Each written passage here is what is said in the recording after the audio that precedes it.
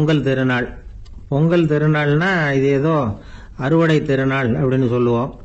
அதாவது வருஷம் பூரா நாம் பாடுபட்டு அதனுடைய பலனை அனுபவிக்கிற நாள் அப்படிங்கிறது நாம் சொல்லிட்டு இருக்கிறது. இது முக்கியமாக இது ஒரு நன்றி அறிவிப்பு நாள் அப்படின்னு சொல்லுவாங்க. இன்னைக்கு நிறைய நன்றி அறிவிப்பு கூட்டம்லாம் நடந்துகிட்டு இருக்குல்ல, அது மாதிரி விவசாயிகள் நடத்துகிற ஒரு நன்றி அறிவிப்பு விழா இது. யாருக்கு நன்றி சொல்றாங்கன்னா ஆதவனுக்கு. அதாவது சூரியன் இல்லைன்னா விவசாயம் இல்லை.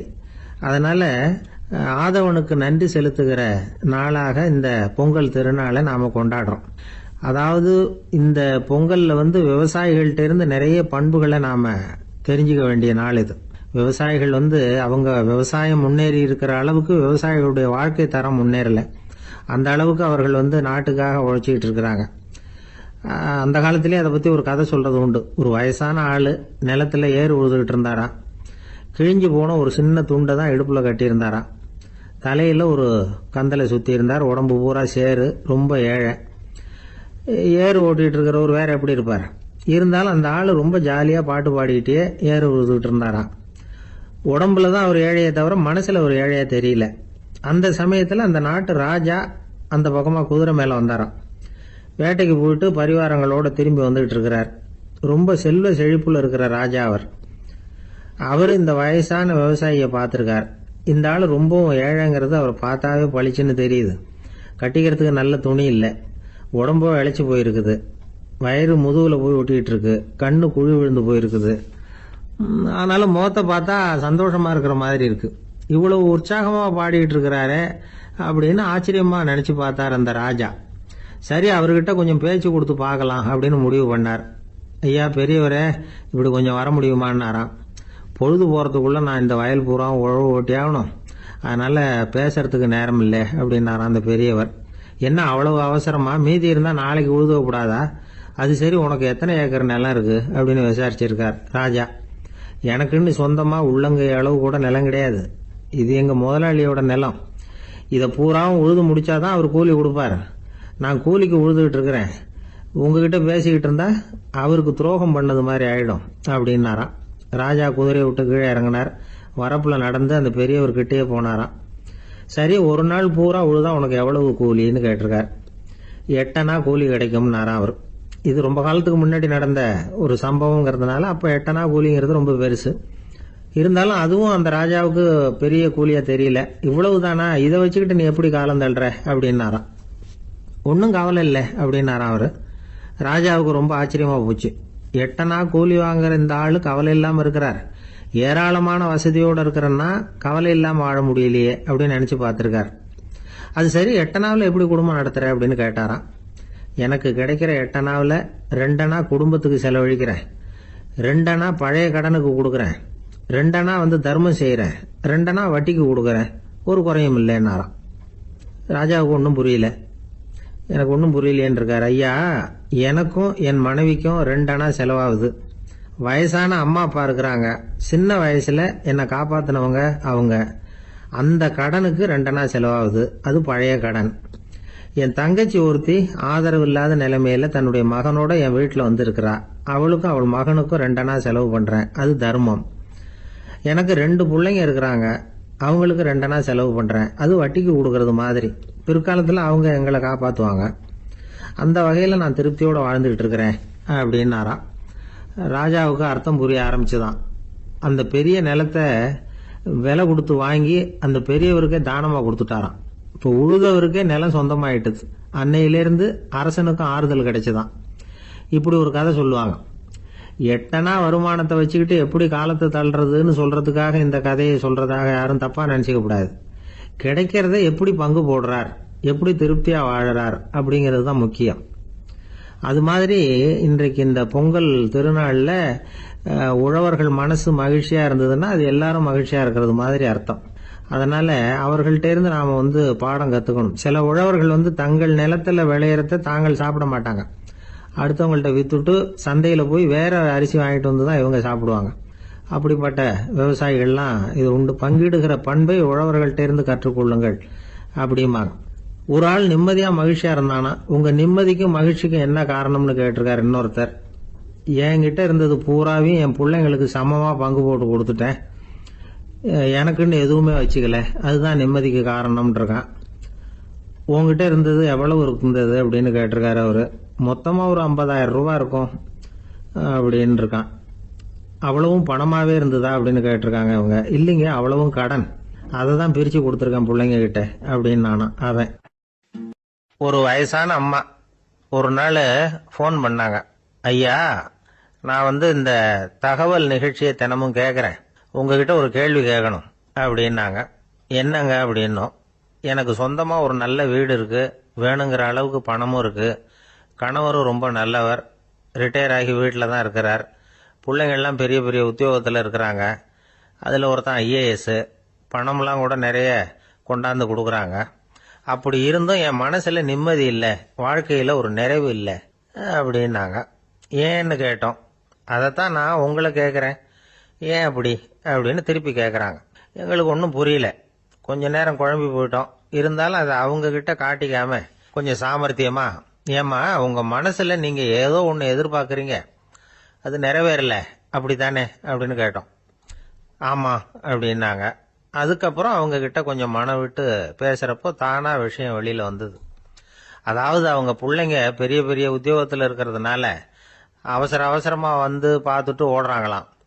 ஆசையாக அம்மான்னு கூப்பிட்டுக்கிட்டு கிட்ட உட்காந்து கொஞ்ச நேரமாவது என்கிட்ட பேசினா தானே என் மனசு கொஞ்சம் நிம்மதியாக இருக்கும், அது அவங்களுக்கு தெரிய மாட்டேங்குதே அப்படிங்கிறாங்க. இதுதான் அவங்களுடைய ஏக்கம். இந்த ஏக்கம் அந்த தாயின் மனசில் இருந்துகிட்டு இருக்குது. இப்படி மகனுடைய அன்புக்காக மட்டுமே ஏங்குற தாய்மார்கள் பல பேர் இருக்கிறாங்க இந்த உலகத்தில். இதை நினைக்கிறப்போ ஒரு வெளிநாட்டு நாடோடி கதை ஞாபகத்தில் வருது. அதாவது கடவுள் படைப்பு தொழிலில் ரொம்ப மும்முரமாக ஈடுபட்டுக்கிட்டு இருந்தாராம்.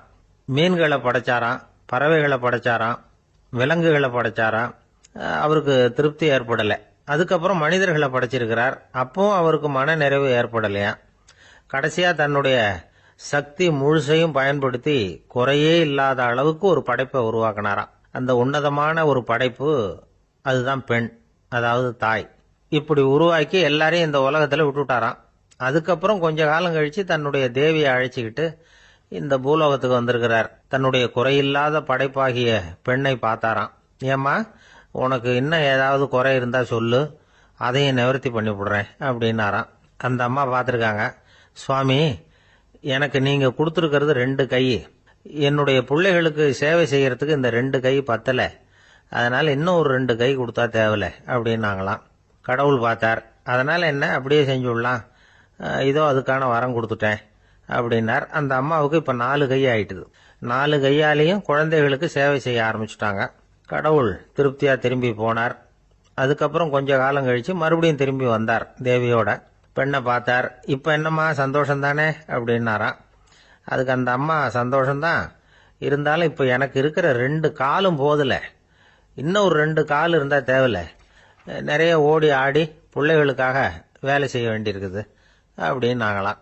சரின்னு சொல்லி 4 கால் இருக்கிறது மாதிரி செஞ்சுட்டு போயிட்டார் கடவுள். மறுபடியும் கொஞ்ச நாள் கழிச்சு தேவி சொன்னாங்க கடவுள்கிட்ட, நீங்க என்னதான் முயற்சி பண்ணினாலும் முழுமையான ஒரு படைப்பை உங்களால உருவாக்க முடியாது, அப்படிதான் நான் நினைக்கிறேன் அப்படின்னாங்களாம். அப்படியா சொல்ற, வா அந்த பொண்ணை பார்த்துட்டு வருவோம் அப்படின்னு புறப்பட்டு இங்க வந்தாங்களாம். இங்க பார்த்தா 4 காலு 4 கையோட அந்த பொண்ணு ஒரு செவுத்துல சாஞ்சி உட்காந்து அழுதுகிட்டு இருக்குது. இப்ப தேவி அந்த பொண்ணை சுட்டி காட்டி கடவுள்கிட்ட கேட்டாங்களாம், ஏங்க, நீங்க அந்த பொண்ணுக்கு கையை கொடுத்தீங்க, காலை கொடுத்தீங்க, சரி, அந்த கண்ணீரையும் எதுக்காக கொடுத்தீங்க அப்படின்னு கேட்டாங்களாம். அதுக்கு கடவுள் சொன்னாராம், கையை கொடுத்தது நான் தான், காலை கொடுத்தது நான் தான், ஆனா அந்த கண்ணீரை கொடுத்தது நான் இல்லை, அதை கொடுத்தது அந்த அம்மாவோட பிள்ளைங்க அப்படின்னாராம். இன்னைக்கு அப்படித்தான் பல பிள்ளைங்க அவங்க அம்மாவுக்கு கண்ணீரை தான் கொடுத்துக்கிட்டு இருக்கிறாங்க. அம்மாவை மதிக்கிற பிள்ளைங்க தான் இன்னைக்கு நல்லபடியா இருக்கிறாங்கிறது அவங்களுக்கு தெரியறது இல்லை. இந்த காலத்து பிள்ளையாண்டான் ஒருத்தன் அவங்க அம்மா கிட்டையும் நல்ல பிள்ளையா நடந்துக்குவான், மனைவி கிட்டையும் நல்ல கணவனா நடந்துக்குவான், ரொம்ப சாமர்த்தியம். ஒரு நாள் அவங்ககிட்ட கேட்டாங்க, ஏப்பா உங்க அம்மாவும் உன் மனைவியும் சண்டை போட்டுக்கிட்டா நீ எந்த பக்கம் அப்படின்னாங்களாம். வீட்டுக்கு வெளிப்பக்கம் அப்படின்னானா அவன். நம்பிக்கை இல்லைன்னா இந்த உலகத்துல நாம நடமாடவே முடியாது. அவநம்பிக்கையோட இருந்துகிட்டு இருந்தா என்னைக்கும் அவஸ்தை தான். நாம நம்புறது நடக்குதோ இல்லையோ, அது வேற விஷயம். ஆனால் எதையும் நம்பி தான் நாம் அடி வைக்க வேண்டியிருக்கு. வேற ஒன்றும் வேணாம், ஒரு லாட்ரி சீட்டு வாங்குறோம், அது எங்கே நமக்கு விழப்போகுது அப்படிங்கிற நம்பிக்கையோடவா வாங்குறோம்? பரிசு நமக்கு தான் அப்படிங்கிற நம்பிக்கை உள்ளூர இருக்கிறதுனால தான் அதை வாங்குறோம். இருந்தாலும் முடிவு வேற மாதிரி ஆயிடுது. அதுக்காக மனசு சோர்ந்து போறதில்ல, அடுத்த மாசமும் சீட்டு வாங்குறோம். இந்த நம்பிக்கை தான் மனித வாழ்க்கைக்கு ஆதாரம். ஒரு கடையில் போய் டீ சாப்பிட்றீங்க, அந்த டீ நல்ல டீ தானா, அதில் விஷம் கலந்துருக்குமா அப்படிங்கிற சந்தேகம் வந்துட்டுதுன்னு வச்சுங்க. அதுக்கப்புறம் அதை எப்படி நீங்கள் சாப்பிட முடியும்? நம்பி தான் சாப்பிடணும். ரயில் ஒழுங்காக போய் சேருங்கிற நம்பிக்கை இருக்கிறதுனால தான் அதில் ஏறி உட்காடுறோம். லெட்டர் ஒழுங்காக போய் சேருங்கிற நம்பிக்கை இருக்கிறதுனால தான் பெட்டியில் போடுறோம். சரி, நம்ம கதையெல்லாம் நம்மளோட இருக்கட்டும். மனித நம்பிக்கை எந்த அளவுக்கு உறுதியாகவும் அறிவுபூர்வமாகவும் இருக்கணுங்கிறதுக்கு அலெக்சாண்டர் வாழ்க்கையில் நடந்த ஒரு சம்பவத்தை உதாரணமாக சொல்லலாம். இந்த உலகத்தையே ஜெயிக்கணும்னு புறப்பட்டார் அலெக்சாண்டர். ஒரு கட்டத்தில் அவர் சிட்னஸ் நதி கரைக்கு சேர்ந்தார். அந்த சமயத்தில் அவருக்கு கடுமையான நோய் வந்துட்டுது. அவர் கூடவே வந்திருந்த கிரேக்க வைத்தியர்கள் என்னென்னமோ முயற்சியெல்லாம் பண்ணி பார்த்தாங்க. இருந்தாலும் அலெக்சாண்டருக்கு வந்திருக்கிறது என்ன நோய்ங்கிறத அவங்களால கண்டுபிடிக்க முடியல. ஏன்னா அந்த பகுதியில் உள்ளவங்களுக்கு மட்டுமே அதிகமாக வரக்கூடிய ஒரு வினோதமான நோயாக இருந்தது அது. ஆனால் அவர் இருக்கிற இடம் எதிரியோட இடம், பாரசீக மன்னனோட ஆளுகைக்கு உட்பட்ட இடம். என்ன பண்ணுறது அப்படின்னு எல்லாரும் யோசனை பண்ணாங்க. பாரசீக மன்னனோட அரண்மனையில் இருக்கிற வைத்தியர் வந்தால் இந்த நோயை குணப்படுத்தி விடுவார் அப்படின்னு சொன்னாங்க. இருந்தாலும் எதிரியோட நாட்டில் இருக்கிற வைத்தியரை கூப்பிட்டு எப்படி நம்பி வைத்தியம் பார்க்க சொல்றது அப்படின்னு சொல்லி எல்லாரும் தயங்கினாங்க. ஆனால் அலெக்சாண்டர் தயங்கலை. பரவாயில்ல, அழைச்சிட்டு வாங்கன்னு விட்டார். உடனே அவரை போய் அழைச்சிட்டு வந்துட்டாங்க. அவர் வந்தார். அலெக்சாண்டர் உடம்பை பரிசோதனை பண்ணி பார்த்தார். சரி, இதை குணப்படுத்தி விடலாம், பயப்பட வேண்டியதில்லை. ஆனால் இதுக்கு ஒரு மூலிகை ரசம் தயார் பண்ணி கொடுக்கணும். நான் போய் அதை தயார் பண்ணிட்டு 2 நாளில் திரும்பி வந்துடுறேன் அப்படின்னு சொல்லிவிட்டு போனார் அந்த வைத்தியர். அதே மாதிரி 2 நாளில் திரும்பி வந்தார் மூலிகை ரசத்தோட. இதுக்கு இடையில அலெக்சாண்டரோட தளபதிகளில் ஒருத்தர் ரகசியமா ஒரு எச்சரிக்கை கடிதம் கொடுத்து அனுப்பியிருக்கிறான். அதை வாங்கி என்ன விஷயம்னு பார்த்தார். இப்போ உங்ககிட்ட வந்திருக்கிற எதிரி நாட்டு வைத்தியரை நம்பாதீங்க, அவன் கொண்டுகிட்டு வந்திருக்கிற மூலிகை ரசத்துல விஷம் கலந்துருக்குது அப்படின்னு அதில் எழுதியிருக்கு. அதை பார்த்தார் அலெக்சாண்டர். இருந்தாலும் கொஞ்சம் கூட அலட்டிக்கல.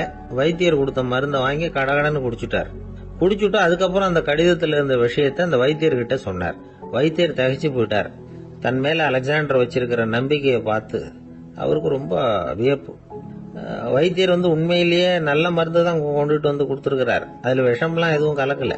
அதுக்கப்புறம் அலெக்சாண்டர் அந்த வைத்தியரை பார்த்து சொன்னாராம், நம்பிக்கைங்கிற அச்சாணியை ஆதாரமா வச்சுக்கிட்டு தான் இந்த உலகம் சுத்திக்கிட்டு இருக்குது.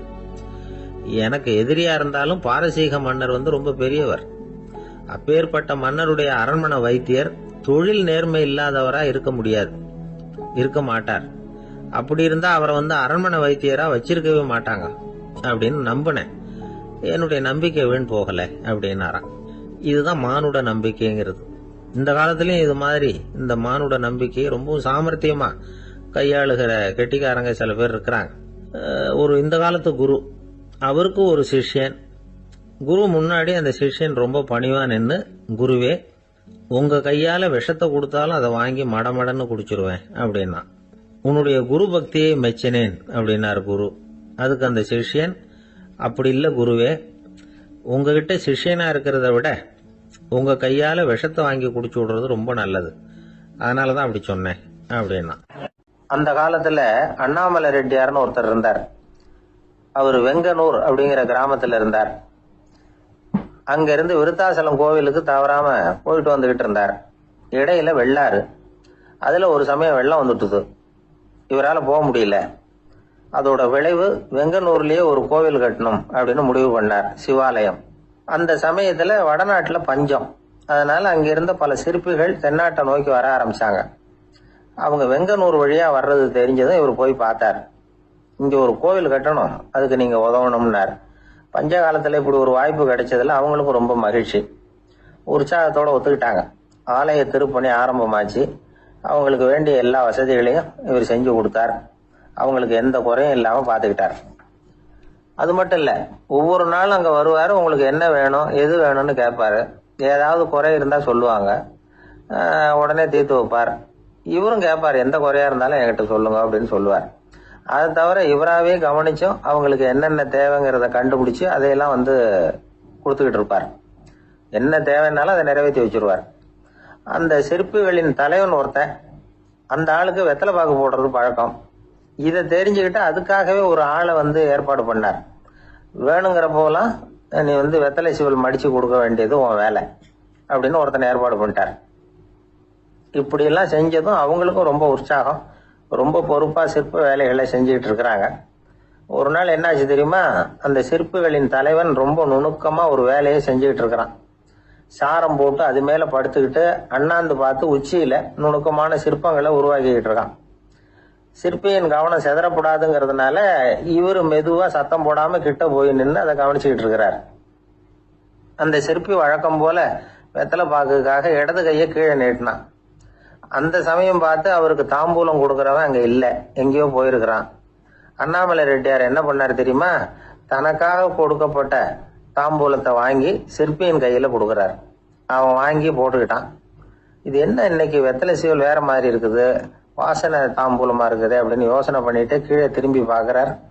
பார்த்தா ரெட்டியார் மறுபடியும் சிற்பி கை நீட்டும் பொழுது கொடுக்கறதுக்காக தாம்பூலத்தை மடிச்சு வாங்கி வச்சுக்கிட்டு தயாரா நிக்கிறார். சிற்பிக்கு அதிர்ச்சி. உடனே பொத்துன்னு கீழே குதிச்சான். ஐயா, என்ன இது நீங்களா அப்படின்னா. இவர் சொன்னார், நான் ஒன்னும் தப்பு பண்ணலையே, உன்னுடைய கை புண்ணியம் செஞ்ச கை, கோயில் கட்டுற கை, அந்த கைக்கு தாம்பூலம் கொடுக்கறதுல என்ன தப்பு அப்படின்னாராம். ஏற்கனவே பஞ்சத்தில் அடிபட்டு வந்த எங்களை நீங்க ஆதரிச்சதே பெரிய விஷயம். இந்த செயல் என்ன ஒரு பெரிய கடனாளி ஆகிவிட்டது. ஐயா, எங்களுக்கு உணவு உடை இதை மட்டும் நீங்க கொடுத்தா போதும், ஊதியம்னு எதுவும் வாங்க மாட்டோம் அப்படின்னு நானும். அந்த சிற்பி எவ்வளவோ வற்புறுத்தியும் எதுவும் வாங்கிக்கலையாம்.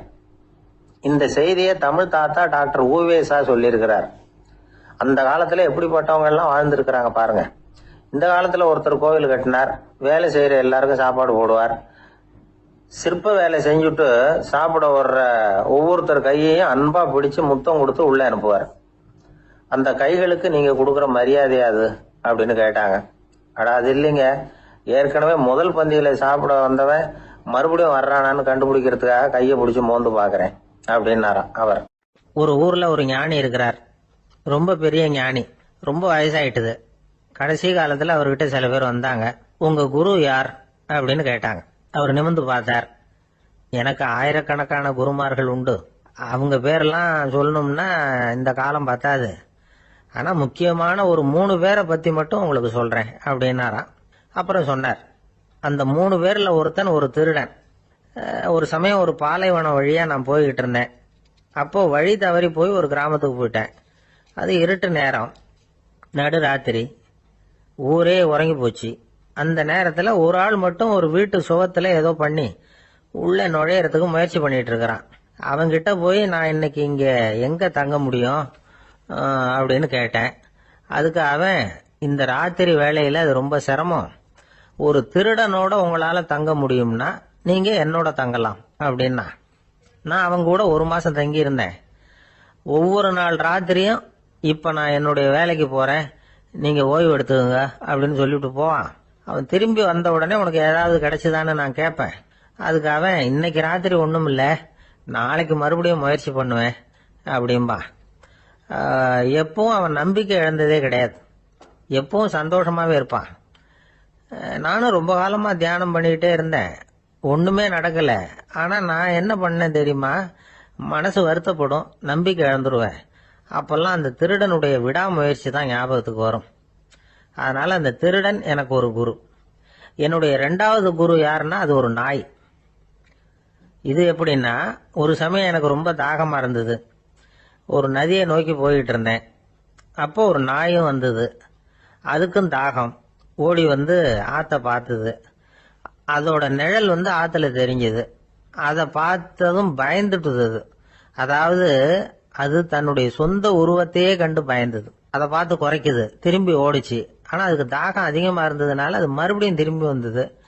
பார்த்தா மறுபடியும் தண்ணியில நாயோட உருவம் தெரியுது. இப்படி சில தடவை பண்ணிச்சு. இருந்தாலும் கடைசியில் தண்ணியில குதிச்சுட்டுது துணிஞ்சி. இப்படி குதிச்ச உடனே அதோட உருவமும் மறைஞ்சுட்டுது. இத பார்த்தேன். நான் என்ன புரிஞ்சுக்கிட்டேன்னா, எவ்வளவுதான் பயம் இருந்தா கூட ஒருத்தன் தைரியமா காரியத்துல இறங்கணும் அப்படிங்கறத புரிஞ்சுக்கிட்டேன். இந்த போதனை அந்த நாய்கிட்ட இருந்து எனக்கு கிடைச்சது. இது ஒண்ணு. அடுத்தது என்னுடைய மூன்றாவது குரு யாருன்னா அது ஒரு சின்ன குழந்தை. நான் ஒரு சமயம் ஒரு நகரத்துக்கு போனேன். அங்க ஒரு குழந்தை எரிகிற மெழுகுவத்தி ஒண்ணு எடுத்துக்கிட்டு வந்தது. நான் அந்த குழந்தைய பார்த்து வேடிக்கையா கேட்டேன், ஏன் பாப்பா இந்த மெழுகுவத்திய நீயாவே கொளுத்துனியா அப்படின்னு கேட்டேன். ஆமான்னுது அந்த குழந்தை. சரி, இந்த மெழுகுவத்தி முன்னாடி எரியாம இருந்தது, இப்ப எரியுது. இந்த மெழுகுவத்திக்கு வெளிச்சம் எங்க இருந்து வந்தது, அதை எனக்கு காட்ட முடியுமா அப்படின்னு கேட்டேன் அந்த குழந்தைகிட்ட. இதுக்கு அந்த குழந்தை சிரிச்சுக்கிட்டு அந்த மெழுகுவத்திய ஊதி அணைச்சுட்டுது. அதுக்கப்புறம் என்ன பார்த்து கேட்டுது, இப்ப இந்த மெழுகுவத்தியின் வெளிச்சம் போனதை பாத்தீங்க இல்லையா, அது எங்க போச்சுன்னு எனக்கு சொல்லுங்க அப்படின்னுது. அந்த குழந்தை இப்படி கேட்டதும் என்கிட்ட இருந்த ஆணவம் அழிஞ்சுட்டுது. நான் படிச்சதெல்லாம் அந்த வினாடியில சுக்கு நூறா போயிட்டுது. என்னுடைய முட்டாள்தனத்தை நான் உணர்ந்தேன் அப்படின்னு இவ்வளவு அந்த ஞானி விவரமா சொன்னாராம். அதனால நாம இன்னார்கிட்ட இருந்து தான் இதை கத்துக்கணுங்கிறது இல்லை, யாருகிட்ட இருந்தும் எதையும் கத்துக்கலாம். நம்மால் ஒருத்தன் ஒரு நாய் வளர்த்துக்கிட்டோம்னா அந்த நாய்க்கு வால் கிடையாது, யாரோ ஏற்கனவே வெட்டி எடுத்துட்டாங்க. இந்த நாய் தான் சார் எனக்கு குரு, அதுகிட்டே இருந்து கூட நான் பாடம் கத்துக்கிட்டு இருக்கிறேன் அப்படின்னா. அப்படி என்ன கத்துக்கிட்டேன் இந்த வால் இல்லாத நாய்கிட்ட இருந்து அப்படின்னு கேட்டோம். நாம யாருகிட்டையும் வாலாட்டக்கூடாது அப்படிங்கிற பாடத்தை அதுகிட்டே இருந்து தான் நான் கத்துக்கிட்டேன் அப்படின்னா. ஒரு ராஜா ஊரெல்லாம் சுத்தி பார்த்துட்டு வரலாம்னு ஒரு நாள் புறப்பட்டு போனார். ஒரு இடத்துல தறி நெசவு வேலை ரொம்ப மும்முரமா நடந்துகிட்டு இருந்தது. ஒரு பெரியவர் தறியால நெசவு வேலை செஞ்சுக்கிட்டு இருந்தார். பக்கத்துல ஒரு அழகான பொண்ணு உட்காந்து நூலை சுத்திக்கிட்டு இருக்குது. ராஜா அந்த பெரியவரை பார்த்து யார் இந்த பொண்ணுன்னு விசாரிச்சார். ராஜா அப்படி கேட்டதும் அவருக்கு ரொம்ப பெருமையா போயிட்டுது. ஏன்னா உட்கார்ந்து இருந்தது அவரோட மகள். அரசே, இது என்னுடைய மகள், இவ வேகமா நூல் தெரிக்கக்கூடியவள், வைக்கோல எடுத்து இவ தெரிச்சா கூட அது எல்லாம் பவுனிழையா வெளியில வரும் அப்படின்னு ஒரு ராசி இவளுக்கு அப்படின்னு ரொம்ப பெருமையா ராஜா கிட்ட சொன்னார். ராஜா இதை கேட்டதும் அசந்துட்டார். அப்படியா, இவ்வளவு அழகும் சாமர்த்தியமும் உள்ள இந்த பொண்ணு என்னோட வரட்டுமே, இவளை என் மருமகளா ஆக்கிக்கிறேன் அப்படின்னார் ராஜா. அந்த பெரியவருக்கு ஒன்னும் புரியல. ஏதோ கொஞ்சம் பெருமையா சொல்ல போவ அது இப்படி ஆயிட்டுதே அப்படின்னு கவலைப்பட்டார். இருந்தாலும் ராஜா பேச்ச தட்ட முடியுமா, மகளை அனுப்பி வச்சுட்டார். ராஜா அந்த பொண்ணை அரண்மனைக்கு அழைச்சிட்டு வந்தாரு. அங்க ஒரு அறையில வச்சு பூட்டி விட்டார். அந்த ரூம் நிறைய வைக்கோலை கொண்டாந்து போட்டு அடைச்சாங்க. 3 ராட்டைகள் வேற வச்சிருந்தாங்க. நாளைக்கு பொழுது விடியறதுக்குள்ள நீ இந்த வைக்கோலை எல்லாம் தங்க இழைகளா மாத்தி காட்டணும். நாளைக்கு காலம்பரம் வந்து நான் இந்த அறை கதவை திறப்பேன். உன் தகப்பன் சொன்னது மாதிரி எல்லாம் தங்கமா மாறி இருக்கணும், இல்லைன்னா நீ உயிர் தப்ப முடியாது அப்படின்னு உத்தரவு போட்டார். பாவம் அந்த பொண்ணு என்ன பண்ணும், பகல் பூரா அழுதுகிட்டே உட்காந்துருக்குது. ராத்திரி பூராவும் தூக்கம் வரல. மறுநாள் அதிகாலை நேரத்துல யாரோ கதவை தட்டுற சத்தம் கேட்டுது. பயந்துகிட்டே கதவை திறக்கிறா. திறந்து பார்த்தா வெளியில 3 அவலட்சணமான பெண்கள். ஒருத்திக்கு வந்து கால் அகலமா முறை மாதிரி இருக்கு, இன்னொருத்திக்கு கட்டை விரல் கரண்டி மாதிரி பெருசா இருக்குது, 3வது பொண்ணுக்கு உதடு தடிச்சு ரப்பர் மாதிரி தொங்கிட்டு இருக்கு. யார் நீங்க, உங்களுக்கு என்ன வேணும் அப்படின்னு கேக்குது இந்த பொண்ணு. நாங்க உங்களுக்கு உதவி செய்யறதுக்கு தான் வந்திருக்கிறோம் அப்படின்னு சொல்லி உள்ள வந்தாங்க, உட்கார்ந்தாங்க. கொஞ்ச நேரத்துக்குள்ள உள்ள இருந்த வைக்கோலை எல்லாம் தங்க இழைகளா மாத்தி கொடுத்துட்டு போயிட்டாங்க. காலையில ராஜா வந்தார், பார்த்தார். ஆகா பேஷனார். இன்னும் கொஞ்சம் வைக்கோலை கொண்டாந்து அந்த ரூம்ல போட சொன்னார். இந்த வைக்கோலையும் இன்னைக்கு தங்கமா மாத்தி விடு, நாளைக்கு மறுநாள் உனக்கும் இளவரசனுக்கும் கல்யாணம்னு சொல்லிவிட்டார். இன்னைக்கு ராத்திரி அந்த 3 பொண்ணுங்களும் வந்தாங்க. வைக்கோலை பொண்ணு இழைகளா மாத்தினாங்க, புறப்பட்டாங்க. இந்த பொண்ணு அவங்க காலில் விழுந்து வணங்கினா. என் உசுரை காப்பாத்தினீங்க, உங்களுக்கு நான் என்ன கைமாறு செய்ய போறேன் அப்படின்னா. பயப்படாத, நீ விரும்பினா எங்களுக்கு ஒரு உதவி செய்யலாம். உன்னுடைய கல்யாணத்துக்கு நாங்க 3 பேரும் வரோம். நீ எங்களை வந்து வரவேற்று ராஜா கிட்டையும் இளவரசர்கிட்டையும் நாங்க வந்து உன்னோட பெரியப்பா பொண்ணுங்கன்னு சொல்லி அறிமுகப்படுத்தி வை, நாங்க விருந்து சாப்பிட்டுட்டு போயிடுறோம் அப்படின்னாங்க. ரொம்பவும் சந்தோஷமா சரின்னு ஒத்துக்கிட்டா. கல்யாண நாள் வந்தது. கல்யாணம் ரொம்ப கோலாகலமா நடந்துகிட்டு இருக்கு. எல்லா தேசத்து ராஜா ராணிகளும் வந்துகிட்டு இருக்கிறாங்க. அந்த 3 அவலட்சணமான பொண்ணுங்களும் வந்து சேர்ந்தாங்க. யார் இவங்கன்னு கேட்டார் ராஜா. என் பெரியப்பா பொண்ணுங்க அப்படின்னா அந்த பொண்ணு. காலும் உதடும் கட்டை விரலும் ஏன் இப்படி உங்களுக்கு அவலட்சணம் ஆயிட்டுது அப்படின்னு கேட்டார். அதுக்கு அந்த பொண்ணுங்க பதில் சொன்னாங்க. என்ன செய்யறது, ஓயாம வைக்கோல நூற்று ஒருத்தியோட கட்டை விரல் அப்படி கரண்டி மாதிரி ஆயிட்டுது, நாக்கில் தொட்டு தொட்டு திரிச்சதுனால ஒருத்தியோட உதடு அப்படி ஆயிட்டுது, காலால கட்டையை அழுத்தி அழுத்தி தறி போட்டதுனால இன்னொருத்தையோட கால் இப்படி ஆயிட்டுது. உங்க மருமகளா வந்திருக்கிற இந்த பொண்ணு அந்த மூணையுமே செய்ய தெரிஞ்சவ தான். என்ன ஆக போதும் இன்னும் கொஞ்ச நாள்ல அப்படின்னாங்க. அவ்வளவுதான், ராஜா பயந்துட்டார். அம்மா, இன்னையிலிருந்து நீ இளவரசனின் மனைவி, நீ எப்பவும் அழகா இருக்கணும், அதனால நீ இனிமே வைக்கோலை திரிக்கவே கூடாது அப்படின்னு உத்தரவு போட்டார். அவளை இக்கட்டான சூழ்நிலையிலிருந்து காப்பாத்தின அந்த 3 பொண்ணுங்களும் சந்தோஷமா திரும்பி போயிட்டாங்களாம். சுவாமி சின்மயானந்தர் இந்த கதையை சொல்லி இருக்கிறார். தன்னலம் மறந்து சுயலாபத்தை தியாகம் செய்யறது வைக்கோல்ல இருந்து தங்க இழைய நூக்கிறது மாதிரி அப்படிங்கிறார் அவர். அது இருக்கட்டும், இப்ப நம்ம கதைக்கு வருவோம். ஒரு ராஜா தன்னோட மகனுக்கு சுயவரம் நடத்தினார். எல்லா தேசத்தில இருந்தும் ராஜகுமாரர்கள் வந்திருந்தாங்க. ராஜகுமாரிய கல்யாணம் பண்ணிக்கலாம்ங்கிற ஆசையில சுயம்பர மண்டபத்திலிருந்து எல்லா ராஜகுமாரர்களும் அலறி அடிச்சுக்கிட்டு வெளியில ஓடி வந்துகிட்டு இருக்கிறாங்களாம். ஏன் இப்படி எல்லாரும் மிரண்டு போய் ஓடி வர்றாங்கன்னு கேட்டார் ஒருத்தர். அதுக்கு இன்னொருத்தர் விவரம் சொன்னார். ராஜகுமாரியை இன்னைக்குதான் அவங்க நேர்ல பார்த்தாங்களாம், அதுதான் அப்படி ஓடி வந்துகிட்டு இருக்கிறாங்க அப்படின்னார். ஒரே ஒரு ஊர்ல ஒரு ராஜா இருந்தாராம். அவர் நிறைய சம்பாதிக்கணும்னு திட்டம் போட்டார். தனக்காக சம்பாதிக்கணும்னு நினைக்கல, தன்னுடைய நாட்டுக்காக சம்பாதிக்கணும் அப்படின்னு நினைச்சார். அரசாங்க கருவூலத்துல கையிருப்பு குறைச்சலா இருந்தது. மக்கள் கிட்ட வரி விதிச்சாகணும், வேற வழி இல்லை. ஆனாலும் அந்த ராஜா மக்கள் கஷ்டப்படக்கூடாது அப்படின்னு நினைக்கிறவர். மக்கள் வரியையும் கட்டணும், அதே நேரத்தில் அவங்க சிரமப்படவும் கூடாது. இதுக்கு தகுந்த மாதிரி ஒரு திட்டம் போட்டார். அது பிரகாரம் என்ன பண்ணார்னா, அந்த நாட்டில் ஒரு 3 பெரிய குளங்களை தோண்டினார். அது நிறைய தண்ணீரை நிரப்புனார். அதுக்கப்புறம் எங்கேயோ தேடி பிடிச்சி 3 விதமான மீன்களை கொண்டுகிட்டு வந்தார். அந்த 3 குளங்கள்லையும் விட்டார். அதை ஒவ்வொரு குளத்திலையும் ஒவ்வொரு விதமான மீன்கள். அந்த மீன்களுக்கு அபூர்வமான ஒரு சக்தி உண்டு. அது எப்படின்னா, அந்த குளத்துல குளிக்க வர்றவங்களுக்கு அந்த மீன்கள் கடிக்கும் பொழுது வலி ஏற்படுறதில்ல. அதுக்கு பதிலா மகிழ்ச்சி நிறைந்த ஒரு இனிமையான உணர்வை அவங்க அனுபவிச்சாங்க. அது எப்படின்னா, இந்த முதல் குளத்துல இருந்த மீன்களால கடிக்கப்படும் பொழுது ஒரு விதமான இன்ப மயக்கத்துல திளைச்சிருக்கிறது மாதிரி உணர்வு. இந்த 2வது குளம் இருக்க, அதுல இருக்கிற மீன் கடிச்சதுன்னு வைங்க, மக்களுக்கு எப்படி இருக்கும்னா, கால்களே தரையில படாம அப்படியே ஆகாயத்துல மிதக்கிறது மாதிரி ஒரு உணர்வு. அதை அனுபவிக்கிறாங்க. 3வது குளத்துல இருக்கிற மீன் கடிச்சதுன்னா அவங்கெல்லாம் அப்படியே கோடீஸ்வரரா மாறிட்டதாக ஒரு உணர்வு. அதை அவங்களால அனுபவிக்க முடியுது. இப்படி ஒரு அபூர்வமான மீன் அது, அந்த 3 வகை. இப்படி இருந்தா மக்கள் அந்த குளங்கள்ல குளிக்கிறதுக்கு ஆசைப்படாம இருப்பாங்களா? அதனால கூட்டம் கூட்டமா அலமோத ஆரம்பிச்சுட்டாங்க. ஒவ்வொரு குளத்தின் கரையிலேயும் கியூ வரிசையில் நிக்க ஆரம்பிச்சுட்டாங்க.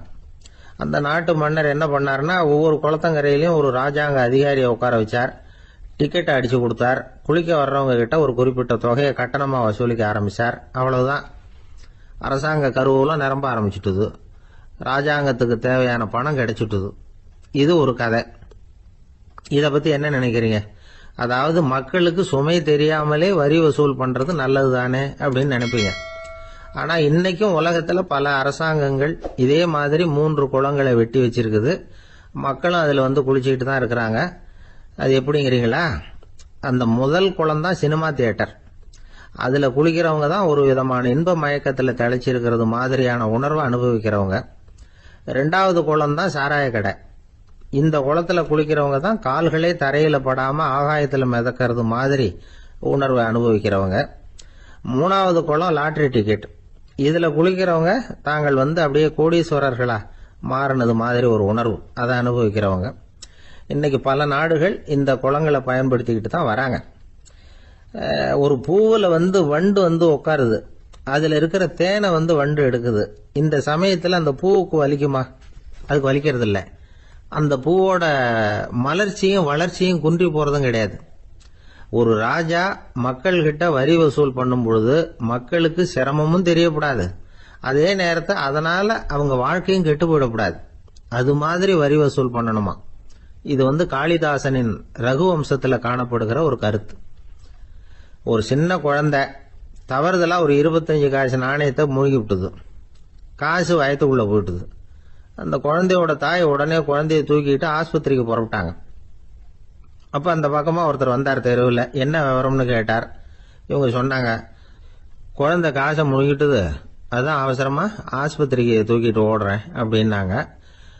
அவர் வந்தவர் சொன்னார், கவலைப்படாதம்மா, உடனே இப்படி கொடுங்க குழந்தைய அப்படின்னு கையில் வாங்கினார். ஒரு கையில் அந்த குழந்தையோட கால் ரெண்டையும் பிடிச்சி தலைகீழா தூக்கி பிடிச்சார். இன்னொரு கையால் அந்த குழந்தையோட வயத்துல குறிப்பா ஒரு இடத்துல அப்படியே தேடி அந்த சுட்டு விரலால ஒரு இடத்துல பொட்டுன்னு தட்டினார். உடனே காசு அந்த குழந்தையோட வாய் வழியா வெளியில வந்து விழுந்துட்டுது. காசை எடுத்துக்கிட்டு, இந்தாங்கம்மா உங்க குழந்தை அப்படின்னார். ரொம்ப நன்றிங்க, நிச்சயமா நீங்க ஒரு டாக்டரா தான் இருக்கணும், என்னுடைய யூகம் சரிதானே அப்படின்னாங்களாம் அந்த அம்மா. அதுக்கு அவர், இல்லைங்க, நான் ஒரு இன்கம் டாக்ஸ் ஆபீசர், வருமான வரி அதிகாரி அப்படின்னு சொல்லிவிட்டு போனாராம். அந்த ஆள் என்ன கண்ணா பண்ணான்னு திட்டி விட்டான் சார், அதை நினைச்சா எனக்கு ரொம்ப வருத்தமா இருக்கு அப்படின்னு சொல்லி கவலைப்பட்டார் ஒருத்தர். இதுல கவலைப்படுறதுக்கு என்ன இருக்குது அப்படின்னாரு ஒரு பெரியவர். அவர் ஒரு மகான்.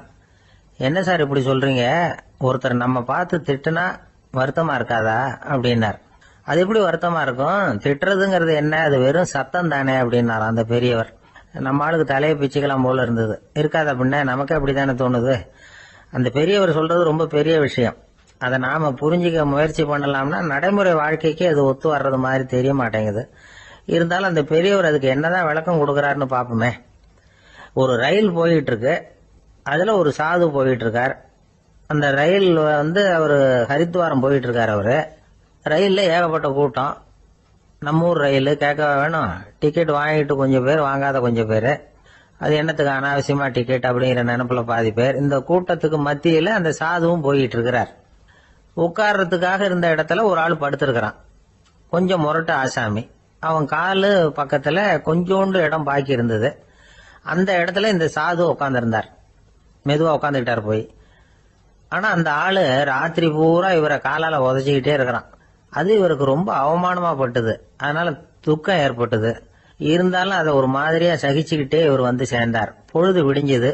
அந்த சாது ஹரித்வார் வந்து சேர்ந்தார். அங்க ஒரு பெரிய ஞானியை சந்திச்சார். ராத்திரி ரயில்ல அந்த ஆளு உதைச்சதையும் அதனால தனக்கு ஏற்பட்ட துக்கத்தையும் இந்த சாது அந்த ஞானி கிட்ட சொன்னார். சொல்லிவிட்டு, ஏன் சுவாமி, எனக்கு துக்கம் ஏற்பட்டதே அது தப்பா அப்படின்னு கேட்டார். தவறுதான் அந்த ஞானி. உனக்கு இன்னமும் தேக அபிமானம் போகலைங்கிறது தான் அது காட்டுது. அஷ்டாவக்கிரர் என்ன சொல்றார் தெரியுமா, உண்மையான ஞானி யாராவது தன்னை வந்தனை செய்தால் அதற்காக சந்தோஷப்பட மாட்டார், யாராவது நிந்தனை செய்தால் அதற்காக வருத்தப்பட மாட்டார் அப்படின்னு சொல்றார். நிந்தனைங்கிறது ஒரு ஒலி தான். தேகாபிமானம் இருக்கிற வரைக்கும் இந்த ஒலி நம்மளை வேதனைப்படுத்தும். நான் தேகம் இல்லை, ஆத்மா அப்படிங்கிற நினைவு இருந்தா இந்த ஒலி நம்மளை பாதிக்காது. மனு என்ன சொல்றார் தெரியுமா, ஒரு சாதகன் பாராட்டுதலை விஷம்னு நினைச்சு பயப்படணும், அவமானத்தை அமிர்தம்னு நினைச்சு சந்தோஷப்படணுங்கிறார். அவமானப்பட்டா கவலைப்படாம எப்படி இருக்க முடியும் அப்படின்னு தான் நமக்கு தோணும். அதனாலதான் நம்மள யாரும் இதுக்கு உதாரணமா யாரையும் காட்ட முடியல. புத்தரையும் கபீரையும் உதாரணமா காட்டுறாங்க. அவங்களுக்கெல்லாம் அவமானம் ஏற்பட்டப்போ கவலையே படலையாம். புத்தரை அவமானப்படுத்தணுங்கிறதுக்காக கௌசாம்பி ராணி ஒரு இளம் பெண்ணை கொலை பண்ணி சடலத்தை புத்தர் குடிசைக்கு முன்னாடி போட சொன்னார். போட்டாங்க. புத்தர் தான் அந்த பொண்ணை கெடுத்து கொலை பண்ணி விட்டாருன்னு எல்லாரும் நினைச்சாங்க. ஆனா புத்தர் இதை பத்தி கவலையே படல.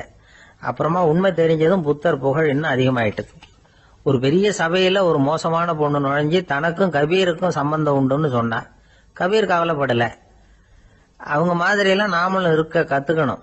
நிந்தனை, அபகீர்த்தி, அவமானம் எல்லாம் ஆண்டவன் கொடுக்கிற பிரசாதம்னு நினைக்கணும் அப்படின்னு சொல்றார் அந்த ஞானி.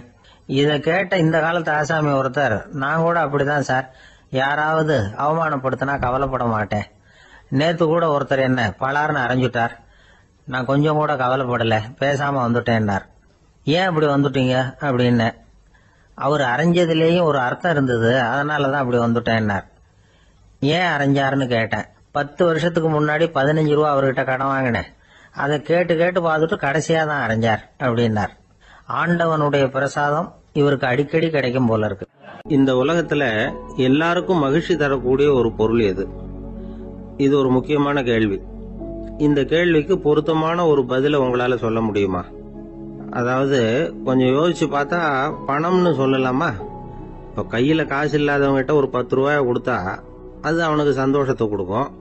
ஏற்கனவே வருமான வரி பிரச்சனையில சிக்கி இருக்கிறவர்கிட்ட இன்னும் கொஞ்சம் பணம் இந்தாங்கன்னு சொல்லி கொடுத்தோம்னா அது அவருக்கு சங்கடத்தை தான் கொடுக்கும். அதனால அந்த கேள்விக்கு பணம்ங்கிறது பொருத்தமான பதிலா இருக்க முடியாது. கேள்வி என்னன்னா, இந்த உலகத்துல எல்லாருக்கும் மகிழ்ச்சி தரக்கூடிய ஒரு பொருள் எது? சரி, இனிப்புன்னு சொல்லலாமா? ஏன்னா எல்லாருக்கும் இனிக்க தானே செய்யும். அதுலயும் ஒரு சிக்கல் இருக்கு. சக்கரை வியாதிகாரங்களுக்கு அது என்ன சந்தோஷத்தையா கொடுக்கும்? ஆக எல்லாருக்கும் வேறுபாடு எதுவும் இல்லாம மகிழ்ச்சியை கொடுக்கக்கூடியது வேற ஏதோ ஒண்ணு இருக்கு. அது என்னன்னு கண்டுபிடிக்கணும். அதுதான் இன்னைக்கு தகவல். அதை கண்டுபிடிக்கணும்னா இந்த கதையை கேட்கணும். அது என்ன கதைன்னா, ஒரு ஊர்ல ஒரு ராஜா இருந்தார். அவருக்கும் இதே சந்தேகம் வந்துட்டுது. அதாவது எல்லாருக்கும் இன்பம் தரக்கூடிய பொருள் எது அப்படின்னு. இதுக்கு பதில் தெரிஞ்சுக்கிறதுக்கு ஆசைப்பட்டார். சரி, அதுக்கு என்ன செய்யலாம்னு யோசனை பண்ணாரு. நாட்டு மக்களுக்கு பகிரங்கமா ஒரு அறிவிப்பு கொடுத்தார். நம்ம நாட்டு மக்கள் இன்பம் தரக்கூடிய பொருள் எதுன்னு நினைக்கிறாங்களோ அதை கொண்டுகிட்டு வந்து அரண்மனையில உள்ள கண்காட்சி மண்டபத்துல வைக்கலாம். அப்படி அவங்க வைக்கிற பொருள்கள்ல எது எல்லாருக்கும் இன்பம் தரக்கூடியதா இருக்குமோ அதை வச்சவருக்கு 1000 பொற்காசுகள் பரிசு அப்படின்னு அறிவிப்பு கொடுத்துட்டார். ஜனங்கள் இந்த அறிவிப்பை கேட்டாங்க. அதுக்கப்புறம் சும்மா இருப்பாங்களா? 1000 பொற்காசுன்னா சும்மாவா? அவங்க கையில என்னென்ன கிடைச்சதோ அதையெல்லாம் கொண்டாந்து அரண்மனை காட்சி மண்டபத்துல வச்சுட்டாங்க. அதுக்கப்புறமா ராஜா அங்க வந்தார். ஒவ்வொன்னா பார்த்துக்கிட்டே வந்தார். முதல்ல ஒரு குயில் இருந்தது, இனிமையா பாடக்கூடிய குயில். இந்த குயிலோட இன்னிசை எல்லாருக்கும் இன்பம் தரக்கூடியதுதான். இருந்தாலும் காது கேட்காதவங்களுக்கு இந்த இசை எப்படி இன்பம் தர முடியும்? அதனால இது சரியில்லைன்னு விட்டார். அடுத்தபடியா போனாரு. அங்க என்ன வச்சிருக்கிறாங்கன்னு பார்த்தா ஒரு அழகான மயில் அங்க தோகை விரிச்சு ஆடிக்கிட்டு இருக்குது. இந்த மயிலோட ஆட்டம் மனசுக்கு இன்பம் தரக்கூடியதுதான். இருந்தாலும் பார்வை இல்லாதவங்க இந்த ஆட்டத்தை பார்த்து ரசிக்க முடியுமா? முடியாது. அதனால இதுவும் சரியில்லை அப்படின்னு சொல்லிவிட்டார். அதுக்கு அடுத்தபடியா போனார். பல வகையான இனிப்பு பண்டங்களை வச்சிருந்தாங்க. பார்த்தார், வயசானவங்களுக்கும் நோயாளிகளுக்கும் இது இன்பம் தராது, துன்பம் தான் கொடுக்கும் அப்படின்னார். இப்படி ஒவ்வொன்றா பார்த்துக்கிட்டே போறார். அழகான மலர்கள், கனிகள், ஓவியங்கள் எதுவுமே பொருத்தமா தெரியல. சகல பேருக்கும் இன்பம் தரக்கூடிய வகையில எதுவும் இல்லை. கடைசியா வந்தாரு. அங்க ஒரு களிமண் பொம்மை இருந்தது. அது என்ன பொம்மை தெரியுமா? பசியால வாடி இருக்கிற ஒருத்தருக்கு ஒரு அம்மா இனிமையா பேசிக்கிட்டு சோறு போடுறது மாதிரி அந்த பொம்மையை செஞ்சிருந்தாங்க. அதுக்கு கீழே அன்பு அப்படின்னு எழுதியிருந்ததுதான். ராஜா பளிச்சுன்னு ஒரு முடிவுக்கு வந்தார். அந்த பொம்மையை செஞ்ச சிற்பியை வரவழைச்சார், பரிசு கொடுத்தார். அன்பு ஒண்ணுதான் எல்லாருக்கும் இன்பம் அளிக்கக்கூடிய பொருள். காது கேட்காதவங்களும் அதை கேட்க முடியும், பார்வை இல்லாதவங்களும் அதை பார்க்க முடியும், குழந்தைகளும் அதை உணர முடியும் அப்படின்னு அதுக்கு விளக்கம் கொடுத்தார் அந்த மன்னர். இந்த உலகத்துல எல்லாருக்கும் மகிழ்ச்சி தரக்கூடிய ஒரு பொருள் அன்பு தான். அதை புரிஞ்சுக்கிட்டு தான் சில கணவன்மார்கள் மனைவி பேர்ல ரொம்ப அன்பை காட்டிக்கிறது வழக்கம். ஒரு வீட்டு வாசப்படி பக்கமா மழைக்கு ஒதுங்கினார் ஒருத்தர். மழை தூரிக்கிட்டு இருந்தது, இருட்டு நேரம். அந்த வீட்டுல இருந்தவர், இன்னைக்கு ராத்திரி வேணும்னா இங்கேயே தங்கிட்டு காலையில போங்க அப்படின்னார். உடனே இவரு சொன்னார், ரொம்ப நன்றிங்க, ஒரு 10 நிமிஷத்துல இதை வந்துடுறேன் அப்படின்னு சொல்லிவிட்டு எங்கேயோ ஓடினார். 10 நிமிஷம் கழிச்சு திரும்பி வந்தார். ஆமா, எங்க போயிட்டு வந்தீங்கன்னு கேட்டார் வீட்டுல இருந்தவர். நேரா எங்க வீட்டுக்கு போய் மனைவி கிட்ட இன்னைக்கு ராத்திரி இங்கேயே தங்கிக்கிறேன்னு சொல்லிவிட்டு வந்துட்டேன் அப்படின்னார் அவர். அன்புல இது ஒரு ரகம். எதிர்காலத்தை நினைச்சா எனக்கு ரொம்ப பயமா இருக்கு சார் அப்படின்னு சொல்றவங்க நிறைய பேர் இருக்கிறாங்க. அதாவது பயப்படாத மனிதர்கள்னு யாருமே கிடையாது. ஒவ்வொருத்தருக்கும் ஒவ்வொரு விதமான பயம் இருந்தாலும் ஒட்டுமொத்தமா பாக்குறப்போ மனிதனுக்கு 6 விதமான பய உணர்வுகள் வரலாம் அப்படின்னு பெரியவங்க சொல்றாங்க. எல்லா விதமான பயமும் இந்த 6 வகைக்குள்ள அடக்கம். அந்த 6 வகை பயமும் 6 எதிரிகள் மாதிரியாம். 6 எதிரிகளையும் புரிஞ்சுக்கிட்டோம்னா போதும், வாழ்க்கையில சுலபமா வெற்றி அடைய முடியும். சரி, அந்த 6 வகை பயம் என்னென்ன அப்படின்னு பார்ப்போம். முதல்ல வறுமை பற்றிய பயம், 2வது பழிச்சொல் பற்றிய பயம், 3வது உடல் நலம் பாதிப்பு பற்றிய பயம், 4வது என்னன்னா காதல் தோல்வி, 5வது முதுமை, 6வது மரணம். அதாவது பயப்படுறதுங்கிறது ஒரு மனநிலை தான். இந்த மனநிலையை கட்டுப்படுத்த முடியும், திசை திருப்ப முடியும். சரி, இந்த பயங்களின் அறிகுறிகள் எப்படி இருக்கும்? வறுமை பற்றிய பயம் அப்படின்னு முதல்ல சொன்னோம் இல்லையா? அந்த பயத்தின் அறிகுறிகளை தெரிஞ்சுக்குவோம். எதுலேயும் அக்கறை இல்லாம இருக்கிறது, ஒரு குறிக்கோள் இல்லாம இருக்கிறது, வறுமையை சகிச்சுக்கிறது, வாழ்க்கையில கிடைக்கிறது எதுவா இருந்தாலும் ஆட்சேபனை இல்லாமல் ஏத்துக்கிறது, மனசாலும் உடம்பாலும் சோர்ந்து போயிருக்கிறது, ஆர்வம், முனைப்பு, கற்பனை திறன் எதுவுமே இல்லாம இருக்கிறது. இதெல்லாம் தான் அந்த வறுமை பற்றிய பயத்தின் அறிகுறிகள். அந்த அடுத்தது ஒண்ணு பார்த்தோமே, பழிச்சொல் பற்றிய பயம். அதாவது அடுத்தவங்க நம்மளை குறை சொல்லி விடுவாங்களோ அப்படிங்கிற பயம். இதுக்கு அறிகுறி என்ன தெரியுமா? புதியவர்களை சந்திக்கிறதுக்கு பயப்படுறது, முடிவு எடுக்க முடியாம குழம்புறது, பிரச்சனைகளை தவிர்க்க விரும்புறது, தாழ்வு மனப்பான்மை, வரவுக்கு மீறி செலவு செஞ்சு இமேஜை உயர்த்திக்கிறது, குறிக்கோள் இல்லாத வாழ்க்கை. இதெல்லாம் தான் அதுக்கு அறிகுறிகள். மூணாவது பயம் உடல் நலம் பாதிப்பு பற்றிய பயம், அதாவது நோய் பற்றிய பயம். ஒரு உண்மை என்ன தெரியுமா? டாக்டரை சந்திக்கிற மனிதர்கள்ல 75% பேர் தங்களுக்கு நோய் வந்துட்டுதுங்கிற கற்பனையில இருக்கிறவங்களாம். நிஜமாவே நோய் கிடையாது அவங்களுக்கு. இந்த பயத்தின் அறிகுறிகள் என்னன்னா, வியாதிக்கான அறிகுறிகள் தன்னிடம் இருக்கிறதாக நினைச்சுக்கிறது, எந்த நேரமும் வியாதியை பத்தியே பேசி பேசி மனசை அங்கேயே வச்சிருக்கிறது, நோய் சம்பந்தமான செய்திகளை படிச்சு நமக்கு இப்படி ஆயிடுமோ அப்படின்னு வேதனைப்படுறது.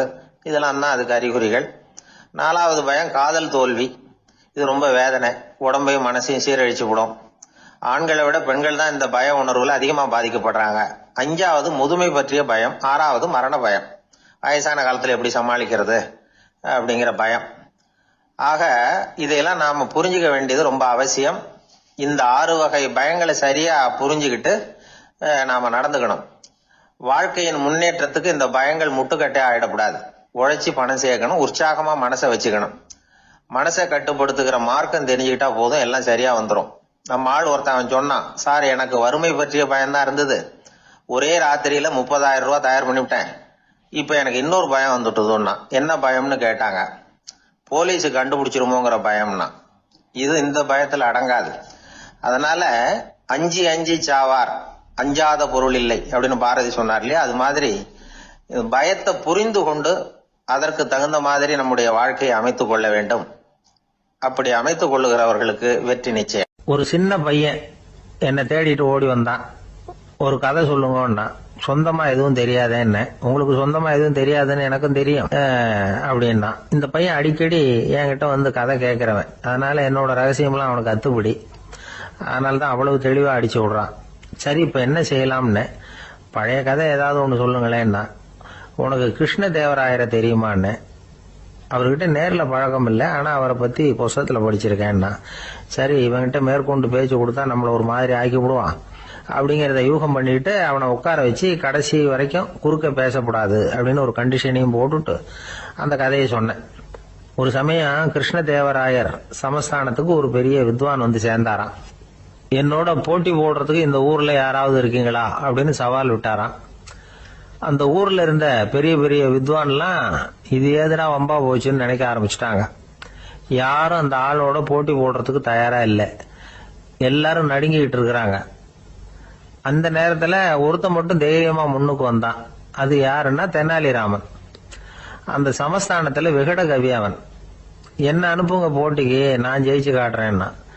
உனக்கு அவ்வளவு தைரியம் இருக்குதா அப்படின்னு கேட்டாங்க. தைரியம் மட்டும்தான் என்கிட்ட இருக்குது, ஆனா தைரியம் இருந்தா அதிர்ஷ்டம் தேடிட்டு வருங்கிறது எனக்கு தெரியும் அப்படின்னா. அடுத்த நாள் போட்டி ஆரம்பமாச்சு. அந்த பெரிய வித்வான் வந்து நின்னார். தெனாலிராமன் எதிரில் வந்து நின்னா. அந்த வித்வான் ஒரு விரல காட்டினார். தெனாலிராமன் பதிலுக்கு 2 விரல காட்டினான். வித்வான் 3 விரல காட்டினார். இவன் உடனே 4 விரல காட்டினான். உடனே 5 விரல காட்டினார் அவரு. தெனாலிராமன் உடனே தன்னுடைய கை முஷ்டியை காட்டினான், கையை மூடி காட்டினான். அவ்வளவுதான். அந்த பெரிய வித்வான் கிருஷ்ணதேவராயர் காலில் விழுந்தார். நான் தோத்துட்டேன், என் தோல்வியை ஒத்துக்கிறேன் அப்படின்னு சொல்லிவிட்டார். கிருஷ்ணதேவராயர் அவரை தனியா அழைச்சிட்டு போய் என்ன நடந்ததுன்னு விசாரிச்சார். அந்த வித்வான் விளக்கம் கொடுத்தார்.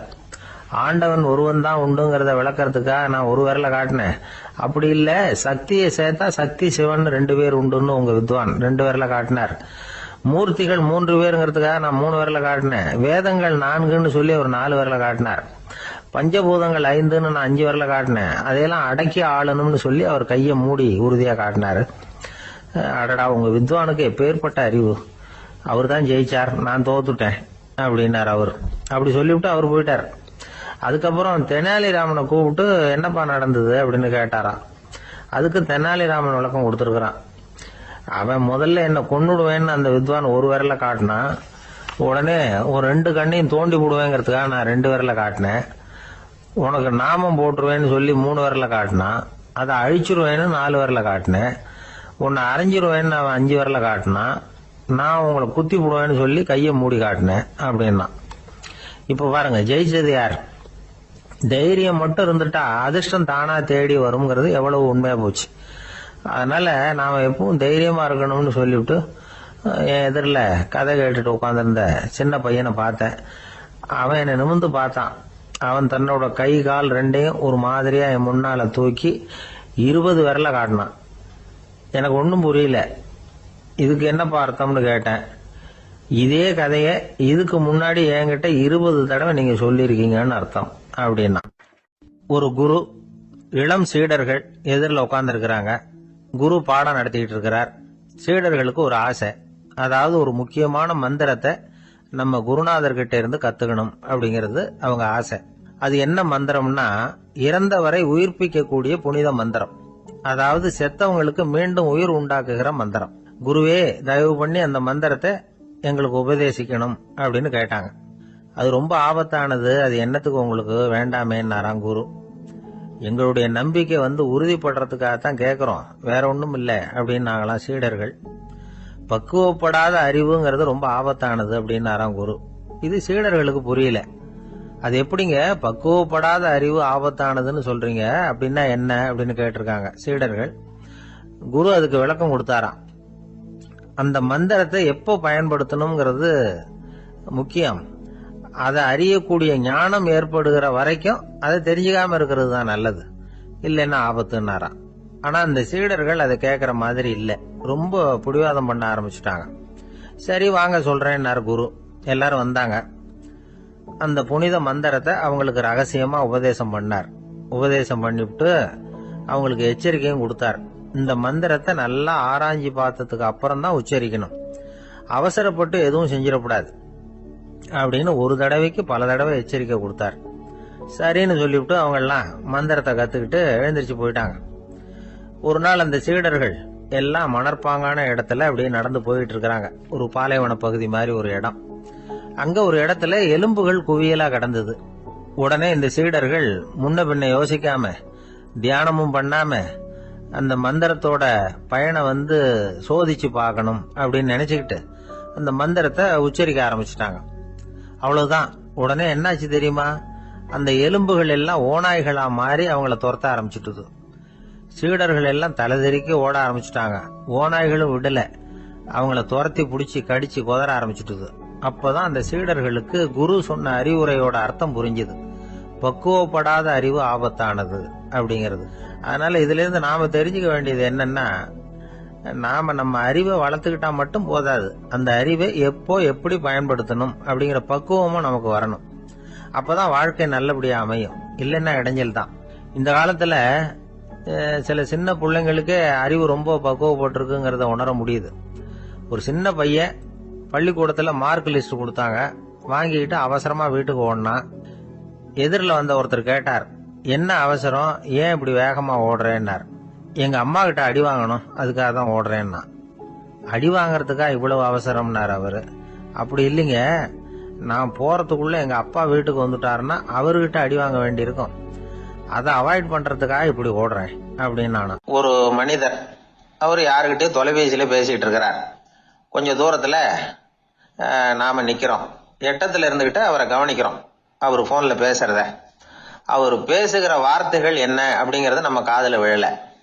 ஆனாலும் அவர் பேசிக்கிட்டு இருக்கிறது நல்ல செய்தியா கெட்ட செய்தியா அப்படிங்கறத நம்மால யூகிக்க முடியும். மகிழ்ச்சியான செய்தியை பேசும்போது முகம் மலருது, புன்னகை போக்குது. இதுல ஒண்ணு நீங்க கவனிக்கணும், தொலைபேசியில நாம பேசுறப்போ நம்மோட பேசுறவர் எதிரில் இல்ல, அவர் தொலைபேசி வழியா நம்ம குரலை மட்டும்தான் கேட்க போறார், நம்ம முகத்தை அவர் பார்க்க போறது இல்ல. அப்படி இருந்தும் அப்ப நம்ம முகம் ஏன் மலரணும் அப்படின்னா, இதுதான் உடல் மொழி, பாடி லாங்குவேஜ் அப்படின்னு சொல்றாங்க. நம்ம அறியாமலேயே நம்ம உடம்பு செய்திகளை தெரிவிக்குது பாருங்க, அதுதான் உடல் மொழி. ஒரு மனிதர் தொலைபேசியில பேசிக்கிட்டு இருக்கிறத நீங்க தூரத்துல இருந்து கவனிச்சுக்கிட்டே, அவர் நண்பரோட பேசுறாரா, மனைவியோட பேசுறாரா, குழந்தையோட பேசுறாரா, இல்ல மேல் அதிகாரி கிட்ட பேசுறாரா, அல்லது அவருக்கு கீழே பணிபுரிகிறவர்கள் கிட்ட பேசுறாரா அப்படிங்கிறத கண்டுபிடிக்கலாம். அதுக்கு காரணம் அவருடைய உடல் மொழி. இந்த உடல் மொழி கூட நம்ம வாழ்க்கையின் முன்னேற்றத்துக்கு பயன்படும். இதை பத்தியெல்லாம் கூட சில நிபுணர்கள் ஆராய்ச்சி பண்ணி பார்த்திருக்கிறாங்க. அவங்க சில விவரங்களை சொல்றாங்க. குறிப்பா ஒருத்தர் தன்னுடைய நாற்காலியில கிட்டத்தட்ட படுத்துக்காத குறையா உட்கார்ந்துருக்கிறாருன்னு வச்சுக்கோங்க. எதிர இருக்கிறவர் பேசுறது அவருக்கு பிடிக்கலன்னு அர்த்தமா. தலையை சொரிஞ்சுக்கிறது, வேற வேற திசைகள்ல பாக்குறது, கொட்டாவி விடுறது, கால்களை மாத்தி போட்டு உட்கார்றது, களைப்பா கை விரல்களை அப்படியே பின்னிக்கிறது, அடிக்கடி கடிகாரத்தை பாக்குறது, இப்படிலாம் ஒருத்தர் பண்ணிட்டு இருக்கிறாருன்னா நாம கூடிய சீக்கிரம் அந்த இடத்த விட்டு எழுந்திரிச்சு வந்துடுறது நல்லது. ஏன்னா இதெல்லாம் அவருடைய சலிப்பு, சோர்வு, ஆர்வமின்மை இதுக்கு அடையாளங்கள். நம்முடைய பேச்சு அவரை சலிப்படைய வச்சுட்டதுன்னு அர்த்தம். அவர் ரொம்பவும் சோர்ந்து போயிட்டாருன்னு பொருள். நம்முடைய பேச்சில் அவருக்கு ஆர்வம் இல்லைன்னு அர்த்தம். அதே நேரத்தில் நாற்காலியின் நுனியில அமர்ந்து உடலை முன்னுக்கு நகர்த்தி எதிர இருக்கிறவரின் கண்களை பார்த்துக்கிட்டே பேசினாலும் சரி அல்லது பேச்ச கேட்டாலும் சரி, உங்க பேர்ல மற்றவங்களுக்கு உள்ள பிடிப்பு அதிகரிக்கும். நாம எப்படிப்பட்டவர்ங்கிறத நம்ம உடம்பும் நடை உடை பாவனையும் அடுத்தவங்களுக்கு காட்டி கொடுத்துரும். உங்க உடம்பு, உங்க பார்வை, நடை, உட்கார்ற விதம், இதை வச்சுக்கிட்டே நீங்க பொறுப்புள்ளவரா, முரடரா, அலட்சியமானவரா, மரியாதை தெரிஞ்சவரா, அடக்கமானவரா, நம்பிக்கைக்கு உரியவரா, நாணயம் இல்லாதவரா, பயந்தவரா, திறமசாலியா, அப்பாவியா அப்படிங்கறதெல்லாம் கண்டுபிடிச்சிடலாம். அதனால இந்த உடல் மொழியை புரிஞ்சுக்கிட்டு நம்மளை கொஞ்சம் சரிப்படுத்திக்கிட்டோம்னா வாழ்க்கையில சுலபமா பல காரியங்களை சாதிக்க முடியும். ஒரு மனநல மருத்துவமனை, அங்க ஒருத்தர் ஒரு நாற்காலியில உட்காந்துக்கிட்டு கார் ஓட்டுறது மாதிரி அப்படி பாவனை பண்ணிட்டு இருந்தார். ஸ்டியரிங்கை திருப்புறது மாதிரி, பின்னாடி வர்ற வண்டியை நிக்க சொல்றது மாதிரி, அப்புறம் இவர் ஒதுங்கிக்கிட்டு அவருக்கு வழி விடுறது மாதிரி, இப்படிலாம் சேட்டைகள் பண்ணிட்டு இருந்தார் மனநல மருத்துவமனையில. இத பார்த்துக்கிட்டு இருந்த ஒருத்தர் பக்கத்துல இருந்த இன்னொருத்தர்கிட்ட கேட்டார், இவர் ஏன் இப்படி பண்றாரு, இவருக்கு ஏன் அப்படி வந்தது நிலைமை அப்படின்னு சொல்லி அவர் விசாரிச்சார். அப்ப அவர் விவரம் சொன்னார். வேற ஒண்ணும் இல்லைங்க, இவருக்கு கார் ஓட்டணும்னு ஆசை ரொம்ப காலமா, அது நிறைவேறாம போயிட்டுது. அதுக்கப்புறம் அவர் மனநோயாளியா மாறிட்டார். இங்க அழைச்சிட்டு வந்தாங்க. இங்க அழைச்சிட்டு வந்ததுல இருந்து அப்படிதான் பண்ணிட்டு இருக்கிறாரு. அவ கார் ஓட்டுறது மாதிரிலாம் பாவனை பண்ணிட்டு இருப்பார், திருப்புறது மாதிரி பண்ணுவார், பின்னாடி வர்றவங்களுக்கு இடம் விடுவார், இப்படிலாம் செய்யறார் அப்படின்னு விவரம் சொன்னாங்க. நீங்க சொல்லப்படாதா, இப்ப நீங்க கார் ஓட்டல, வெறும் நாற்காலியில தான் உட்கார்ந்து இருக்கிறீங்க அப்படின்னு நீங்க சொல்லப்படாதா அவருக்கு அப்படின்னு கேட்டாங்க. அது முடியாதுங்க, ஏன்னா அந்த காரை கழுவுறதுக்காக அவர் தினமும் எனக்கு 10 ரூபா கொடுத்துக்கிட்டு இருக்கிறார் அப்படின்னாராம் அங்க வேலை செஞ்சுக்கிட்டு இருந்த ஒருத்தர். அதனால வாழ்க்கையில நாம இந்த உடல் மொழியை புரிஞ்சுக்கணும். உடல் மொழிங்கிறது இப்ப ஆரம்பத்துல சொன்னது மாதிரி அந்த தொலைபேசியில பேசுறவங்கள தூரத்துல இருந்து பார்த்தாவே அவர் யாருகிட்ட பேசுறாரு, என்ன பேசுறாருன்னு தெரியும். நம்ம முகத்தை நல்லா வச்சுக்கணும். உடல் மொழிய நம்ம புரிஞ்சுக்கிட்டு பயன்படுத்த ஆரம்பிச்சோம்னா எந்த முயற்சி பண்ணினாலும் அதுல வெற்றி நிச்சயம்.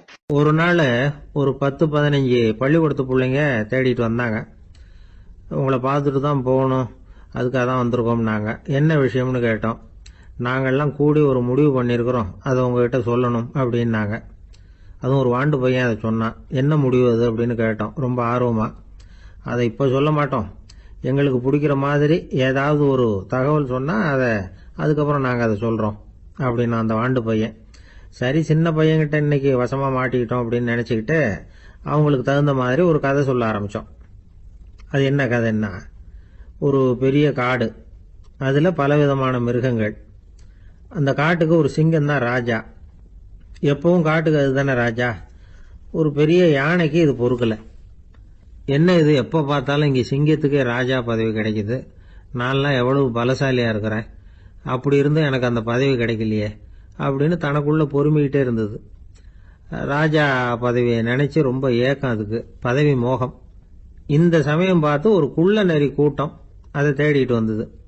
ஐயா பெரியவங்களே, நீங்க இந்த காட்டுக்கு ராஜாவா இருக்க ஆசைப்படுறீங்க, அதுல ஒன்றும் தப்பு இல்லை.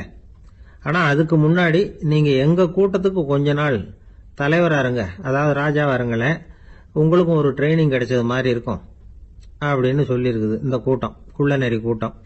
இதை கேட்ட உடனே யானைக்கு ரொம்ப சந்தோஷம் தாங்கலை. அதுதான் எப்பன்னு பதவிக்காக காத்துக்கிட்டு இருக்குதே.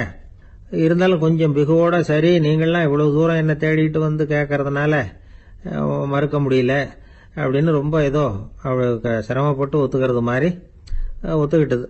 ஏதோ உங்கள் ஆசைக்கு கட்டுப்படுறேன், கொஞ்ச நாள் உங்கள் கூட்டத்துக்கு ராஜாவாக இருக்கிறதுக்கு சம்மதிக்கிறேன் அப்படின்னுது. உடனே அந்த யானை ராஜ நட போட ஆரம்பிச்சுட்டுது.